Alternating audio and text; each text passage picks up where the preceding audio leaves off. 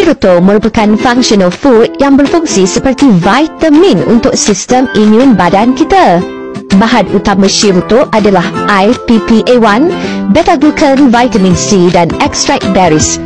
Kajian IPPA1 dalam shirutol ini telah terbukti 1000 kali ganda lebih berkesan untuk mengaktifkan imuniti semula jadi badan. IPPA1 ini tugasnya adalah mengaktifkan makrofage yang merupakan sel darah putih yang akan makan atau bunuh patogen atau benda asing yang mengganggu sistem imun badan kita.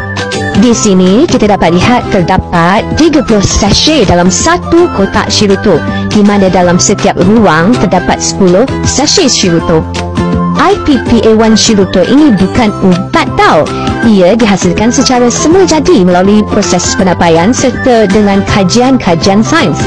Kalau kita tengok sini, banyak kajian klinikal tentang IPPA1. Kita boleh search saja di Google, di PubMed, dan semua info tentang kajian klinikal IPPA1 ada di sini. Itu juga membantu mengawal atur sistem imun, jadi sangat bagus untuk mereka yang ada masalah autoimmune disease, masalah kanser, HIV, alergi, dan ia juga bantu singkir sel-sel yang rosak, sel yang abnormal, juga membantu repair sel akibat post operation, kencing manis dan sebagainya. Shirutol juga sangat mudah dibawa ke mana-mana, senang nak travel. Jadi pastikan shirutol sentiasa ada di rumah sebagai pelengkap makanan kesihatan keluarga. Jom